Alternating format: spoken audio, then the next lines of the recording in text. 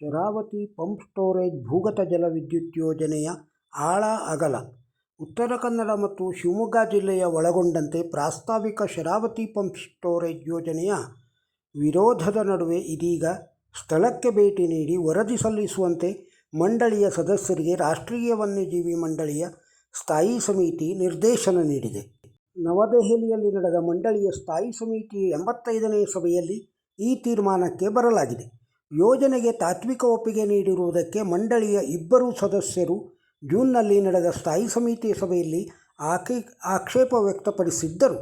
ಈ ಯೋಜನೆಯ ಪಶ್ಚಿಮ ಘಟ್ಟದ ಹೃದಯ ಭಾಗದಲ್ಲೇ ಅನುಷ್ಠಾನಗೊಳ್ಳಲಿದೆ.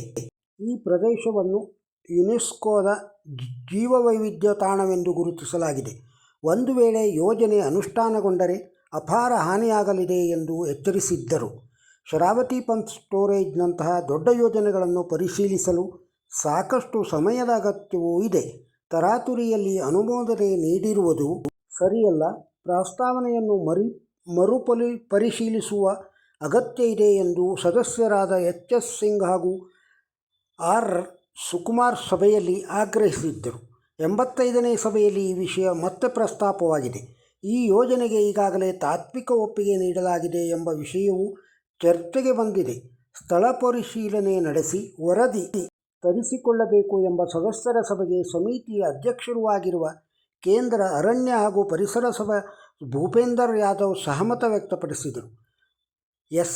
ಸಿಂಗ್, ಆರ್. ಸುಕುಮಾರ್ ಹಾಗೂ ಇಲಾಖೆಯ ನಾಮನಿರ್ದೇಶಿತ ಸದಸ್ಯರ ಸಮಿತಿಯು ಸ್ಥಳ ಪರಿಶೀಲನೆ ನಡೆಸಿ ಸ್ಥಾಯಿ ಸಮಿತಿಗೆ ವರದಿ ಸಲ್ಲಿಸಬೇಕು ಎಂದು ಸಭೆಯಲ್ಲಿ ತೀರ್ಮಾನಿಸಲಾಯಿತು. ಯೋಜನೆಗೆ 352.77 ಎಕರೆ ಭೂಮಿ ಹಾಗೂ ವಿದ್ಯುತ್ ಉತ್ಪಾದನೆಗೆ ಬಳಸಿದ ನೀರನ್ನು ಮತ್ತೆ ಪಂಪ್ಗಳ ಮೂಲಕ ಹಿಂದಕ್ಕೆ ಕೊಂಡೊಯ್ದು ತಲಾ 250 ಮೆಗಾವ್ಯಾಟ್ ಸಾಮರ್ಥ್ಯದ 8 ಜಲವಿದ್ಯುತ್ ಉತ್ಪಾದನಾ ಘಟಕಗಳಲ್ಲಿ ಬಳಸುವ 9,000 ಕೋಟಿ ಮೊತ್ತದ ಯೋಜನೆ ಇದು. ಒಟ್ಟು 2,000 ಮೆಗಾವ್ಯಾಟ್ ವಿದ್ಯುತ್ ಉತ್ಪಾದನೆಗೆ ಯೋಜನೆ ರೂಪಿಸಲಾಗಿದೆ. DPRಗೆ ಕೇಂದ್ರ ವಿದ್ಯುತ್ ಪ್ರಾಧಿಕಾರವು 2024ರ ಆಗಸ್ಟ್ನಲ್ಲಿ ಅನುಮೋದನೆ ನೀಡಿತ್ತು. ಈ ಯೋಜನೆಗೆ 352.77 ಎಕರೆ ಅಗತ್ಯವಿದೆ. ಅದರಲ್ಲಿ 133.81 ಎಕರೆ ಅರಣ್ಯ ಭೂಮಿಯಾಗಿದೆ. ಶರಾವತಿ ಪಂಪ್ ಸ್ಟೋರೇಜ್ ಭೂಗತ ಜಲ ವಿದ್ಯುತ್ ಯೋಜನೆಯ ಆಳ ಮತ್ತು ಅಗಲ. ಯೋಜನಾ ವೆಚ್ಚ 10,500 ಕೋಟಿ ಮೊತ್ತದ ಯೋಜನೆ.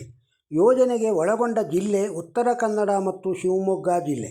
ಯೋಜನೆಗೆ ಒಳಗೊಂಡ ಪ್ರದೇಶಗಳು: ಅರಣ್ಯ ಭೂಮಿ 19,982 ಹೆಕ್ಟೇರ್ ಭೂಮಿಯ ಒಳಗೆ, 34,173 ಹೆಕ್ಟೇರ್ ಭೂಮಿಯ ಮೇಲ್ಮೈ.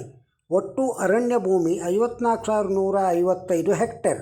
ಯೋಜನೆಗೆ ಒಳಗೊಂಡ ಅರಣ್ಯೇತರ ಭೂಮಿ 0.1 ಹೆಕ್ಟೇರ್ ಭೂಮಿಯ ಒಳಗೆ, 88,508 ಹೆಕ್ಟೇರ್ ಭೂಮಿಯ ಹೊರಗೆ. ಒಟ್ಟು 88,608 ಹೆಕ್ಟೇರ್ ಭೂಮಿ. ಒಟ್ಟು ಭೂಮಿ 20.082 ಹೆಕ್ಟೇರ್ ಭೂಮಿಯ ಒಳಗೆ, 122.681 ಭೂಮಿಯ ಹೊರಗೆ. ಒಟ್ಟು ಭೂಮಿ 142.763 ಹೆಕ್ಟೇರ್. ಜಿಲ್ಲಾವಾರು ಭೂ ಸ್ವಾಧೀನಗೊಳ್ಳುವ ಪ್ರದೇಶಗಳು: ಶಿವಮೊಗ್ಗ ಜಿಲ್ಲೆ, ಸಾಗರ ತಾಲೂಕಿನ ತಳಕಳಲೆ ಗ್ರಾಮ 3.63 ಹೆಕ್ಟೇರ್, ಸರ್ಕಾರಿ ಶಾಲೆ 1, ಮನೆಗಳು 8, ದನದ ಕೊಟ್ಟಿಗೆ 7. ಉತ್ತರ ಕನ್ನಡ ಜಿಲ್ಲೆ, ಹೊನ್ನಾವರ ತಾಲೂಕಿನ ಗೇರುಸೊಪ್ಪ, ನಗರಬಸ್ತಿಕೇರಿ, ಬೇಗುಡಿ ಗ್ರಾಮಗಳು. ಗೇರುಸೊಪ್ಪ, ನಗರಬಸ್ತಿಕೇರಿ 0.404 ಹೆಕ್ಟೇರ್ ಭೂಭಾಗ, ಮನೆಗಳು 4, ಮಳಿಗೆ 3, ದೇವಾಲಯ ತಡೆಗೋಡೆ 2. ಬೇಗುಡಿ ಗ್ರಾಮ 20.497 ಹೆಕ್ಟೇರ್, ಸರ್ಕಾರಿ ಅಂಗನವಾಡಿ 1, ಮನೆಗಳು 6, ದನದ ಕೊಟ್ಟಿಗೆ 4, ಬಾವಿ 1, ದೇವಾಲಯ 1. ಒಟ್ಟು 2 ಜಿಲ್ಲೆಗಳು ಸೇರಿ 24.31 ಹೆಕ್ಟೇರ್ ಭೂಭಾಗ. ಎಷ್ಟು ಮರಗಳು ಕಟಾವಾಗಲಿವೆ ನೋಡೋಣ.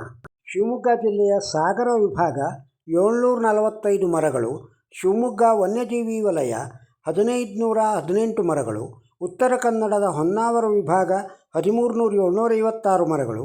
ಒಟ್ಟು ಮರಗಳ ಕಟಾವು 16,041 ಮರಗಳು. ಶರಾವತಿ ಪಂಪ್ ಸ್ಟೋರೇಜ್ ಭೂಗತ ಜಲವಿದ್ಯುತ್ ಯೋಜನೆಯ ಪ್ರಸ್ತುತ ಸ್ಥಿತಿ. ಶರಾವತಿ ಪಂಪ್ ಸ್ಟೋರೇಜ್ ಭೂಗತ ಜಲವಿದ್ಯುತ್ ಯೋಜನೆಯನ್ನು ಕಾರ್ಯಗತಗೊಳಿಸಲು ಡಿಸೆಂಬರ್ 2023ರಲ್ಲಿ ನೀಡಲಾದ ಹೊಸ TOR ಪ್ರಕಾರ EIA ಅಧ್ಯಯನಗಳು ಪೂರ್ಣಗೊಂಡಿವೆ. ಇದರ ವರದಿ ಅಂತಿಮಗೊಳಿಸಲಾಗಿದೆ. 16/9/2025ರಂದು ಕರೆಯಲಾಗಿದ್ದು, ಉತ್ತರ ಕನ್ನಡ ಜಿಲ್ಲೆಯಲ್ಲಿ 18/9/25ರಂದು ಕರೆಯಲಾಗಿತ್ತು. ಪರಿಸರ ಅನುಮತಿಯನ್ನು EC, MOEF ಆ್ಯಂಡ್ CCಯಿಂದ ಪಡೆಯಬೇಕಾಗಿದ್ದು ಪೆಂಡಿಂಗ್ ಇದೆ. ಅರಣ್ಯ ಇಲಾಖೆಯಿಂದ 30/7/2025ರಂದು ನಡೆದ ಅರಣ್ಯ ಮೌಲ್ಯಮಾಪನ ಸಮಿತಿಯ ಸಭೆಯಲ್ಲಿ ಪ್ರಥಮ ಹಂತದ ಸ್ಟೇಜ್ 1 FC ಅನುಮತಿಗೆ ಸಂಬಂಧಿಸಿದಂತೆ ಕೆಲವು ಸ್ಪಷ್ಟೀಕರಣಗಳನ್ನು ನೀಡುವಂತೆ ಸೂಚಿಸಲಾಗಿದೆ. 26/6/2025ರಂದು ನಡೆದ ರಾಷ್ಟ್ರೀಯ ವನ್ಯಜೀವಿ ಮಂಡಳಿಯ NBWL ಸ್ಥಾಯಿ ಸಮಿತಿಯ ಸಭೆಯಲ್ಲಿ ಈ ಯೋಜನೆಗೆ ತಾತ್ಕಾಲಿಕ ಅನುಮತಿ ನೀಡಲಾಗಿದೆ.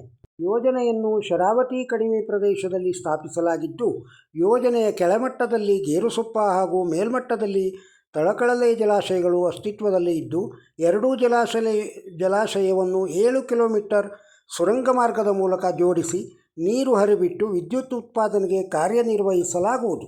ಸದ್ಯ ಶರಾವತಿ ಪಂಪ್ ಸ್ಟೋರೇಜ್ ಪ್ರಾಜೆಕ್ಟ್ಗೆ ಶಿವಮೊಗ್ಗ ಹಾಗೂ ಉತ್ತರ ಕನ್ನಡ ಜಿಲ್ಲೆಯಲ್ಲಿ ಕರೆದ ಸಾರ್ವಜನಿಕ ಅಹವಾಲು ಸಭೆಯಲ್ಲಿ ಜನರು ವಿರೋಧ ವ್ಯಕ್ತಪಡಿಸಿದ್ದಾರೆ. ಈ ವಿಡಿಯೋದಲ್ಲಿರುವ ಮಾಹಿತಿ ನಿಮಗೆ ಇಷ್ಟವಾಗಿದ್ದರೆ ಒಂದು ಲೈಕ್ ಕೊಡಿ. ಇದನ್ನು ಇತರರಿಗೂ ಶೇರ್ ಮಾಡಿ. ನಮ್ಮ ಚಾನಲ್ಗೆ ಸಬ್ಸ್ಕ್ರೈಬ್ ಆಗದೇ ಇದ್ದರೆ ಸಬ್ಸ್ಕ್ರೈಬ್ ಆಗಿ. ಮತ್ತೊಂದು ವಿಡಿಯೋದೊಂದಿಗೆ ಸಿಗೋಣ. ನಮಸ್ಕಾರ.